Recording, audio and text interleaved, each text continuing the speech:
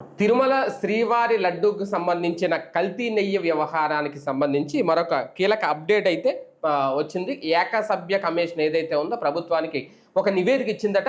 ఆ నివేదికలో అప్పట్లో ఈఓగా ఉన్న ధర్మారెడ్డి, అలాగే అప్పట్లో బోర్డు చైర్మన్గా, టీటీడీ బోర్డు చైర్మన్గా ఉన్న వైవి సుబ్బారెడ్డి, వీళ్ళ వల్లే కల్తీ జరిగింది, ప్రధాన కారకుడైతే ధర్మారెడ్డి అనేది అప్పట్లో ఇవాళ చెప్తున్న బోలేబాబా డైరీ, అలాగే ఏఆర్ డైరీ ఏవైతే ఉన్నాయో కొన్ని డైరీలు అక్రమంగా చొరబడ్డాయి వీళ్ళ వల్లే. అందులో మోసం జరుగుతోంది, కల్తీ జరుగుతోంది అని చెప్పినా సరే పట్టించుకోకపోవడం వల్లే కల్తీ జరిగింది అని దాదాపుగా నిర్ధారణకు వచ్చిందట ఏకసభ్య కమిషన్. అదే ప్రభుత్వానికి నివేదిక ఇచ్చిందట. ఇప్పుడు అంటే ఒక టైంలో అసలు ఏం కలవలేదని చెప్పుకొచ్చారు.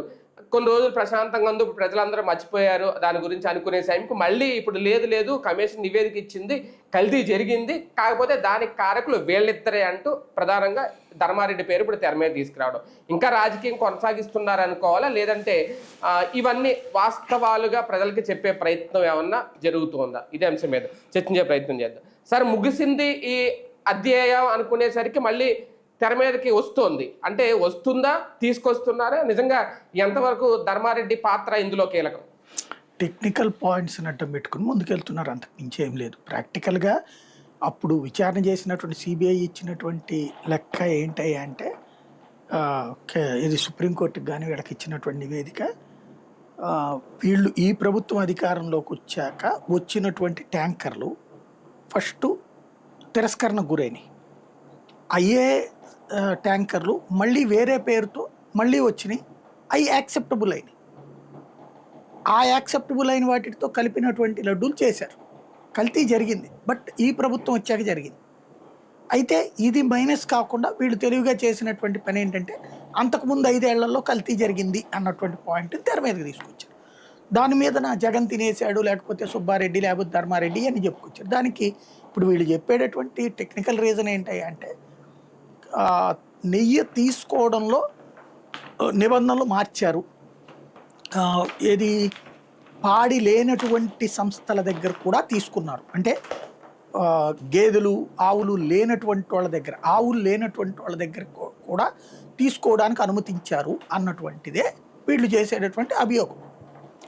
వాస్తవంగా అప్పుడు జరిగింది ఏంటి, నెయ్యి సరఫరాకి పెద్ద క్రైసిస్ వచ్చింది. ఆ టైంలో నెయ్యి సరఫరా జరగట్లేదు. ఏదైతే టెండర్లు తీసుకున్నటువంటి వాళ్ళు సప్లై చేయలేకపోతున్నారు. ఇప్పుడు కూడా టెండర్ తీసుకున్నటువంటి నందిని పూర్తిగా సప్లై చేయలేకపోతుందని వైష్ణవి ఇచ్చింది, లేకపోతే సంఘం ఇస్తుంది కదా. మరి ముందు ఒప్పందంలో లేదు కదా, అది ఎందుకు ఇస్తున్నారు అంటే అట్లాగే ఆ రోజున కూడా జరిగింది. జరిగినప్పుడు ఏం చేశారు, ఆల్టర్నేటివ్కి కావాలంటేనేమో ఈ రూల్స్ కుదరవని చెప్పేసి రూల్స్ని మార్చారు. ఎవరు చేశారా పని? ఉద్యోగులు చెప్పారు, అయ్యా ఇట్లాగా బల్క్గా కొనాలంటేనేమో ఆ బల్క్గా ప్రొడ్యూస్ చేసే సంస్థలు ఇవ్వలేమంటున్నాయి, మిగతా వాళ్ళ దగ్గర కొనాలంటేనేమో మన దగ్గర రూల్స్ ఒప్పుకోవట్లేదు అన్నప్పుడు అప్పుడు ప్రొక్యూర్మెంట్ కమిటీలో ఉన్నటువంటి వాళ్ళు ఓకే అయితే చిన్నవాటి దగ్గర నుంచి కూడా తీసుకోండి అని చెప్పారు. ఆ చిన్నవాటి నుంచి తీసుకోండి అన్నప్పుడు చిన్నవాటి కూడా టెండర్లు పిలిచింది బోలేబాబాదా, లేకపోతే దాని పేరు వేరే పేరుతో నడిచినటువంటి. బట్ అది అప్రూవ్ అయింది ఎప్పుడు? తెలుగుదేశం హయాంలోనే, 19కి ముందే అయినాయి అయ్యి. దాన్ని కొనసాగించారు వీళ్ళేం దాంట్లో ఏలు పెట్టలేదు, అక్కడ కొనసాగించారు అంతే. ఆ తర్వాతన బోలేబాబాది తేలాక బ్లాక్ లిస్ట్ లో పెట్టింది వీళ్ళు వచ్చాకే బ్లాక్ లిస్ట్ లో పెట్టారు దాన్ని, బోలేబాబాని, జగన్ వాళ్ళు వచ్చాక. మళ్ళీ దాన్ని ఓకే చేసింది మొన్న ఈ ప్రభుత్వం వచ్చాక. అది విచిత్రం ఇక్కడ. బ్లాక్ ఫస్ట్ అప్రూవల్ చేసింది అనిల్ కుమార్ సింఘాల్ టైంలో 2019కి ముందు. నిన్నటి ఈనాడుకి ఇవాళ ఈనాడుకి తేడా అదే. నిన్నటి ఈనాడు ఏం పెట్టారు హెడ్డింగ్, అనిల్ కుమార్ సింఘాల్ ఆ రోజున బోర్డులో పెడితే ఒప్పేసుకున్నాడు అని చెప్పేసి. అనిల్ కుమార్ సింఘాల్ ఈవోగా ఉంది ఎప్పుడు? అంతకుముందు చంద్రబాబు టైంలో. తర్వాత జగన్ వచ్చాక కూడా కంటిన్యూ చేశాడు. అంటే అప్పుడు జగన్ తప్పెట్ట చేసినట్టు అవుతుంది, సింఘాల్ ఎట్లా తప్పు చేసినట్టు అవుతాడు? సింఘాల్ ఎవరిని చూసి చేశాడు? ప్రొక్యూర్మెంట్ కమిటీ ఎందుకు చేసింది? అధికారులు ఇచ్చినటువంటి నివేదిక, దాంతో సింఘాల్ చేశాడు. నిన్న సింఘాల్ అని రాశారు, ఇవాళ ధర్మారెడ్డి అని రాశారు. ఒక్క రోజులో నివేదిక మారిపోయింది.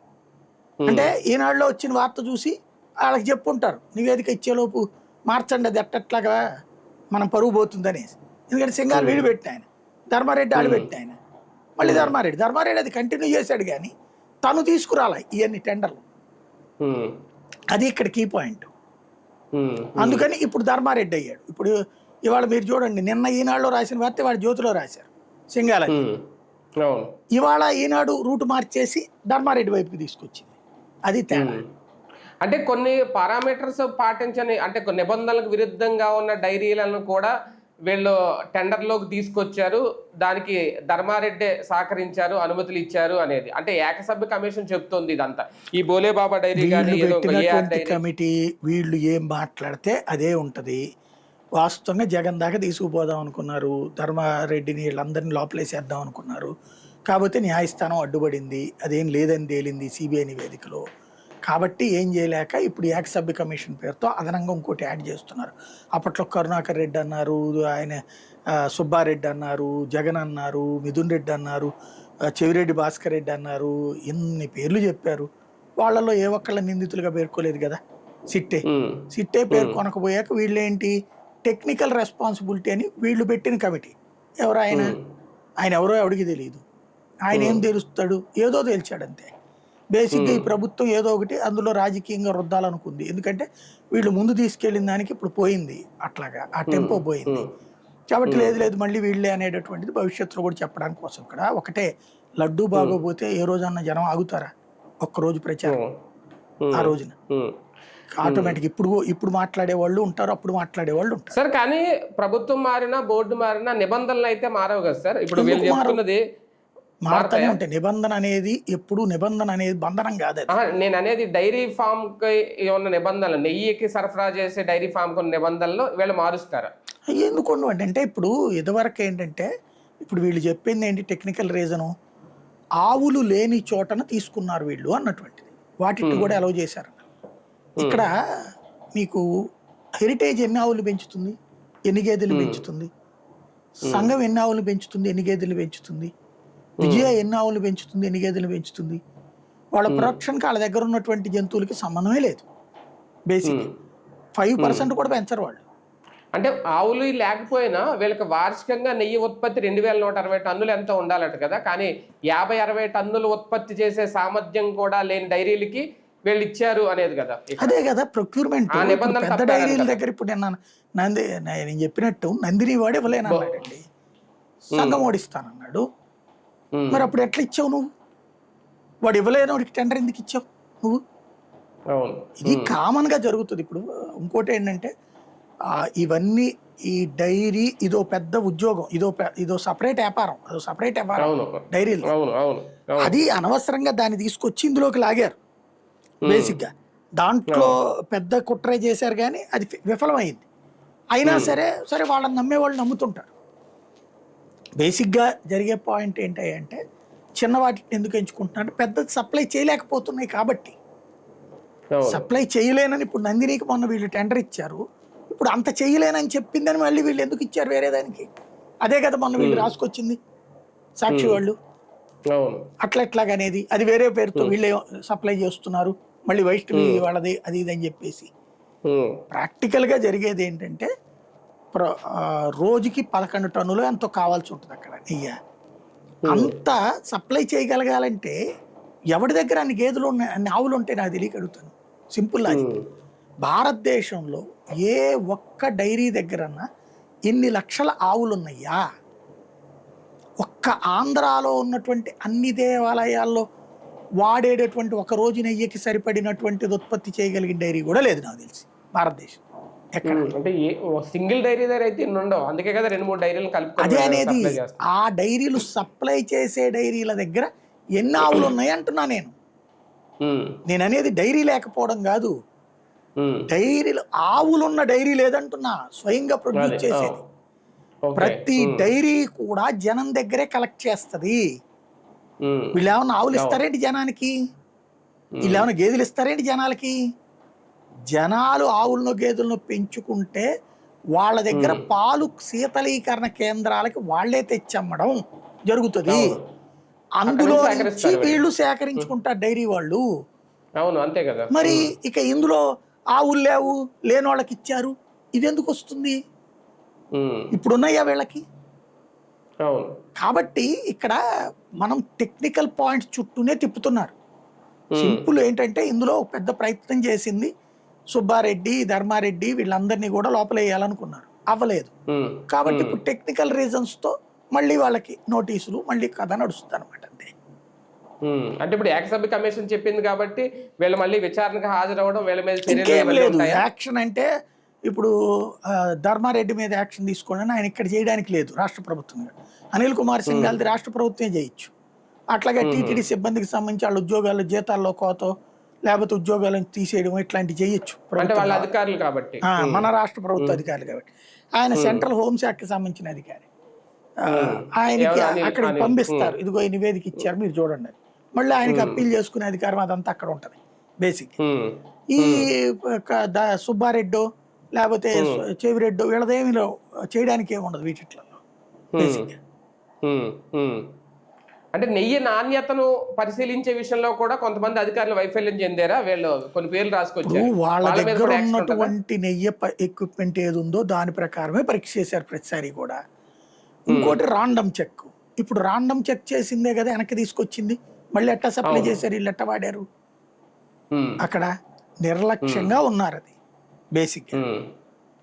ఆ నిర్లక్ష్యం వీళ్ళు వచ్చాక జరిగినటువంటి నిర్లక్ష్యం. వెళ్ళిన ట్యాంకర్ మళ్ళీ వస్తే ఎట్టా గమ్మారు, ఎట్లా వాడారు నాకు తెలియక అడుగుతాను. అంటే వైవి సుబ్బారెడ్డి గారు రేట్ చేసిన పాయింట్ కరెక్టేనా సార్? గతంలో కల్తీ జరుగుతుందో ఒకసారి చెక్ చేయండి అని చెప్పి ధర్మారెడ్డికి చెప్పినా పట్టించుకోలేదు అనేది. ఆయన పట్టుకున్నారు కూడా, అది చెక్ చేయించారు, బయటకు వచ్చింది, అమల్లో దాని మీద యాక్షన్ తీసుకోలేదు. మరి అక్కడ నిర్లక్ష్యం ఎవరిదిగా చూడాలి? ఖచ్చితంగా అది ఆ కన్సర్న్ డిపార్ట్మెంట్దే నిర్లక్ష్యం. ఆ డిపార్ట్మెంట్ కదా, ధర్మారెడ్డి కదా, ఆయనకి అవుతుంది ఖచ్చితంగా, అది ఆయన రెస్పాన్సిబిలిటీ అవుతుంది అది ఆ పాయింట్ లో. ఆ సిబ్బంది పెట్టకపోతే ఈయన ఇగోతో పక్కన పెట్టినట్టు మామూలుగా నోట్ చేసుకుని ఉంచుకోవాలి, ఏమైందా అని అడగాలి. అడగలేదంటే బాధ్యుడే ఖచ్చితంగా ధర్మారెడ్డి, కాకుండా ఎట్టపోతాడు. ఈవెన్ అడగని సుబ్బారెడ్డి బాధ్యుడే. ధర్మారెడ్డి మీద అయితే యాక్షన్ ఉంటుంది కానీ సుబ్బారెడ్డి మీద ఏం యాక్షన్ తీసుకుంటారు వీళ్ళు? అది పాయింట్. అంటే ఆయన చైర్మన్ కదా, అప్పుడు ఏం యాక్షన్ తీసుకుంటారని ఆయన ఆఫీసర్ కాదు కదా. ఇదేంటంటే సిబిఐ తప్పు చేసిన వాళ్ళ మీద యాక్షన్ తీసుకోండి అని చెప్పేసి ఒక ఇది పంపించింది వీళ్ళకి, సిట్టు. డిపార్ట్మెంటల్ యాక్షన్ తీసుకోవడానికి సంబంధించిన కమిటీ ఇది. ఇవన్నీ డిపార్ట్మెంట్ ఇప్పుడు వీళ్ళకి జీతాల్లో కోతో లేకపోతే ఉద్యోగంలో ఊస్టింగ్లో ఇట్లాంటివి చేయొచ్చు. ఇది రాష్ట్ర ప్రభుత్వం చేతిలో ఉంటుంది అనమాట. అంటే ఇప్పుడు అది అంతేగాని మిగతా అరెస్టులు ఇవి ఉండదు వీటిలో. ఇక ధర్మారెడ్డి మీద యాక్షన్ వీళ్ళ చేతిలో ఉండదు అంటున్నాను. అది కేంద్రానికి పంపించుకోవాలి, హోంశాఖకి. ఆయన కేంద్ర ప్రభుత్వ ఉద్యోగి కదా, రక్షణ శాఖ ఉద్యోగి ఆయన. అలాగే వైవి సుబ్బారెడ్డి గారి మీద తీసుకునే యాక్షన్ ఏమైనా ఉంటుందా? ఏముండదు నాకు తెలిసి. సుబ్బారెడ్డి, కరుణాకర్ రెడ్డిలు, చెవిరెడ్డిలు ఇట్లాంటి వాళ్ళ మీద తీసుకోవడానికి ఏముండదు. అది కాకపోతే విచారణకు అయితే ఏమన్నా పిలుస్తారేమో. ఇంకా విచారణ పిలిచేది ఏం లేదు, అయిపోయినాయి ఆ విచారణ. అంటే మరి ఇప్పుడు ఏకసభ్య కమిషన్ ఇచ్చిన రిపోర్ట్ ద్వారా చేసేది ఏంటి? టెక్నికల్ గా వీళ్ళని అంటే అధికారిక విధుల్లో ఉన్న వాళ్ళ మీద యాక్షన్ తీసుకోవచ్చు. టీటీడీ సిబ్బంది, ఐఏఎస్ ఆఫీసర్లు ఇట్లాంటి వాళ్ళ మీద. అంటే వాళ్ళని సస్పెండ్ చేయడం ఏదో చేస్తారు, సస్పెండా లేకపోతే ఇదే డిస్మిస్సా, లేదా వాళ్ళ జీతాలు. దీని ఆధారంగా అరెస్టుల వ్యవహారం ఏమన్నా కొనసాగుతుంది? ఇంకా అరెస్టులు ఏమన్నా ఇందులో, దీనికి లేదా అధికారం. అంటే ఇప్పుడు కమిషన్ రిపోర్ట్ ఇచ్చేసింది కాబట్టి ఈ అంశం ఇంకా అయిపోయినట్టేనా? అంతే, ఇక ముగిసినట్టే. ఇక యాక్షన్ ఏం తీసుకుంటారనేది చూసుకోవాలి. ఇంకా ఈ కమిషన్ రిపోర్ట్ తో ఇది అయిపోయింది, తెరపడిపోయినట్టే ఇంకా దీని ఈ అంశానికి. రైట్ చూద్దాం. ఫైనల్ గా వీళ్ళు తేల్చింది ఒకటే, ధర్మారెడ్డి హయాంలోని ఇదంతా జరిగింది, ఆయనే ప్రధాన కారకుడు. కల్తీని జరుగుతుంది అని తెలిసినా సరే, వస్తుందని తెలిసినా పట్టించుకోలేదు, టెండర్లో నిబంధనలు మార్చేశారు అనేది. మరి దీని మీద ఏమైనా యాక్షన్ ఉంటుందా, లేదు రాజకీయంగా ఏమన్నా ఉంటుందా యాక్షన్ అనేది ఇంకా వేచి చూడాల్సిన అంశం.